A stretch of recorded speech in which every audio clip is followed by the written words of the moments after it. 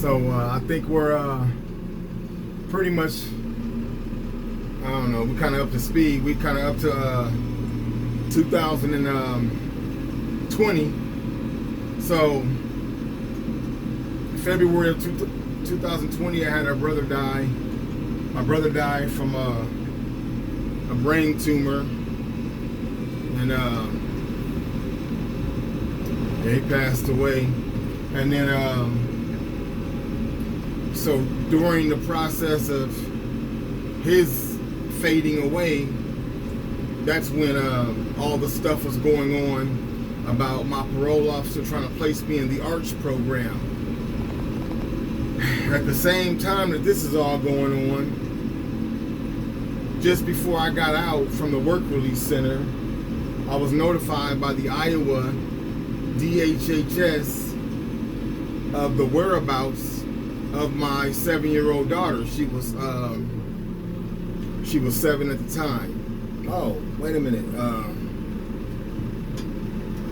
She was 6. She was 6 at the time. So anyway, I didn't know where she had been. When I went back to prison in 2015, I got a divorce from her mother, and that divorce got finalized in August of 2016, and then she just disappeared, the mother. And what it was she went down to Des Moines and just started living out there in Des Moines. So in the divorce decree, she ain't supposed to leave the state of Nebraska because we got joint custody. And so anyhow, she obviously left the state. So I didn't know where she was. So all of a sudden I get this letter from Iowa DHS telling me about active child abuse filings being underway or in progress, against my daughter's mother, because she had another child, a girl, who was born in June of that year, 2019, and that baby tested positive for methamphetamines, cocaine, and THC. And so the hospital reported that.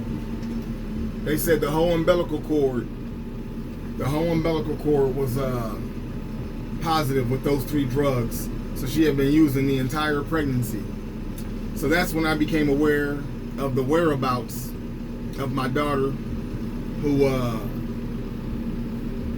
is out there. Now she's in Newton, Iowa. So anyway,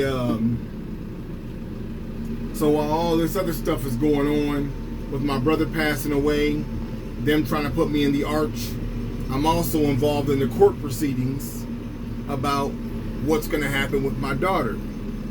And originally, during those court proceedings, while I was in the work release center, I was okay with her mother still keeping her, because her mother was in drug court and acting like she was really trying to stay clean and sober. So anyhow, that wasn't the case, and all her unsafe ways are still in progress. So I'm just gonna get my daughter away from that situation. So now, after that court proceeding and all that stuff was over with, now I have court proceedings that I filed personally to get my daughter from her, and I want custody of my daughter. I want my daughter back up here in Nebraska, where she belongs, not in no unsafe environment. So that's what I'm working on right now, and I'm gonna get my daughter. Her mother don't work. She's one of them ones that just want to lay around and get that check. And yeah, my daughter ain't finna be raised in that environment. Yeah, around all these whatever you want to call them, but no, I'm gonna get my daughter. So that's underway, and that's gonna happen. And so, but one thing I was gonna say too is I don't want y'all to get the wrong impression and think that because y'all hear me tell all these stories about all this bad stuff going on in my life, I told y'all I told y'all a couple of videos ago that I'm actually happy. And hold on 1 second.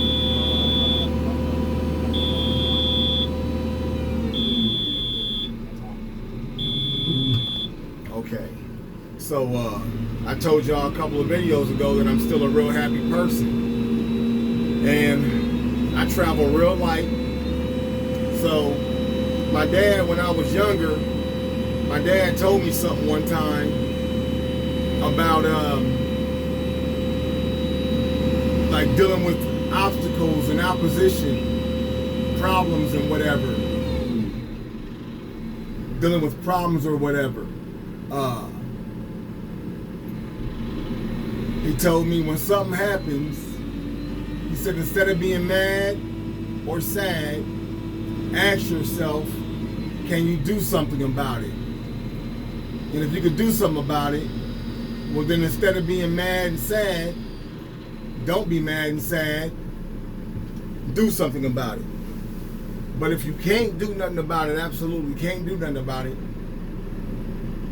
why you still mad? You can't do nothing anyway. So now you're just mad for no reason. So anyway, I travel light. That's my thought process. And so, as you can see, as you hear me talking about this ankle bracelet situation that happened in the airport, I'm gonna do something about it.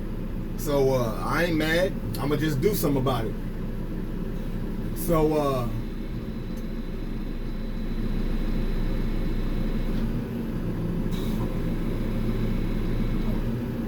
I'm taking hand signals. Hold on. I'm delivering something to a scaffolding. Yeah, I'm delivering something to a scaffolding. Anyway, so yeah, I'm doing something about it. And but that's just what I wanted to say. So if anybody is dealing with something in life, if you feel like something is somehow out of your control, and you can't really manage or rectify the situation, like I said, just ask yourself, can you do anything? Like if you could logically do something, then develop a plan of action and do something. But if you can't do nothing about it, well then you need to let it go and become detached from that situation, because you can't do nothing anyway. Otherwise you're carrying around a load in your backpack that you can't never even get out. You just carrying around the weight, but you can't never get it out of your backpack. That's gonna weigh you down. You gotta travel light. And I guess it's the same way with dealing with people. You know, when somebody offends me or does something that, you know, causes upset or whatever, I process it, and instead of holding a grudge about the situation, like some situations, I'll talk about it with that individual and let them know, hey, whatever this was, or however this went down, whatever this offended me or this made me feel this way, I didn't like this, I didn't appreciate that. Like I'll still let a person know my position, so that if they have any sort of decency or some self-respect and some concern and respect about how I feel in a situation, then you know that gives them the opportunity to not repeat that. If they have, you know, some respect for me. But you know, otherwise, I don't walk around holding no grudges toward people like that. I just travel real light. If this person offended me once or twice or 3 times, or let's just say one person, let's just say one individual just has a horrible track record, and he offended me over 100 times. Just I kept on letting him have another opportunity, and he just kept on taking advantage, you know. Hold on. Go for KJ. Yeah, this is Lathan. I'm over here in Down Hall D. Kim's here, and we got a couple cable tree that we need to get off our truck. If you have time. Okay, right now I'm at the Bravo scaffolding, dropping off a pallet of water. As soon as they get that off my forks, I'll come over there to Delta. 10-4, thank you. You're welcome. So anyway, don't let Kim leave without coming to the laydown yard, okay, buddy? 10-4, I'll transfer that message. So anyway, yeah, I travel real light. So let's just say a person offended me 100 times, you know. Now usually to be realistic, as humans, we cut people off sometimes after the first time. A person could do you wrong one time, you'll cut them off. Or definitely on the second time. And in some cases of insanity, it may be, numerous times. Just, that's when people are in that, that bad rotation. They're just in a constant rotation of toxicity and whatever. That's different. But when you actually decide to forgive someone, you'll just, let that situation go and won't keep bringing it up. But I'll say this, the reason why I decide to not cut people off and carry grudges, I'll cut somebody off. Let me back up. I will cut somebody off. Yeah. Let me make it clear. I will cut somebody off. But it don't mean that I won't forgive them in my heart. I won't be riding around with hate and discontent in my heart and wishing harm upon an individual. I'll just cut somebody off if they unhealthy for my presence. Yeah. So anyway, but I'm talking about holding a grudge. Yeah, I won't do that. I travel light.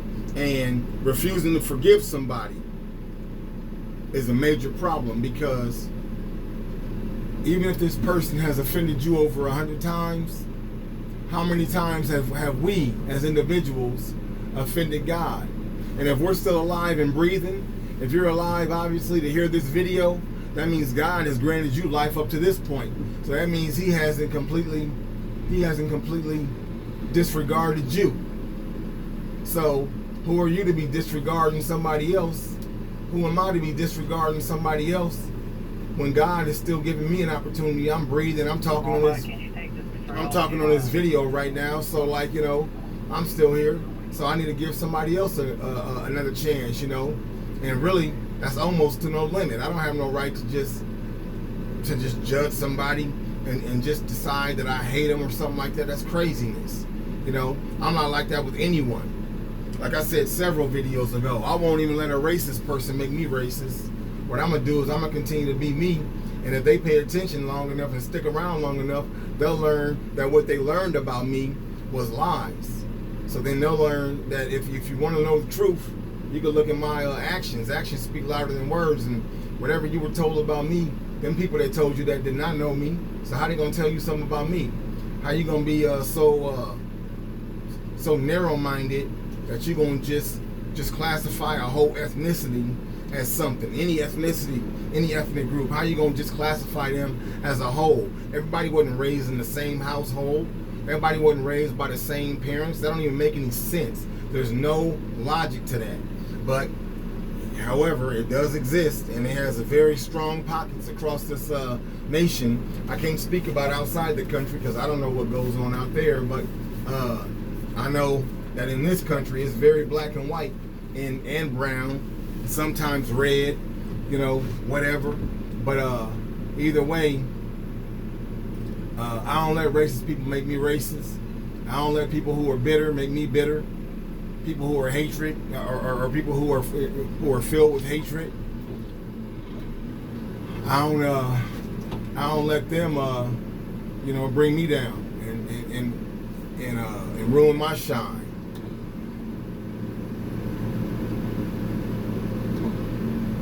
I don't let them ruin my shine, not at all. So yeah, just travel light. I'll get back on here in just a little bit. I got some other stuff to talk about.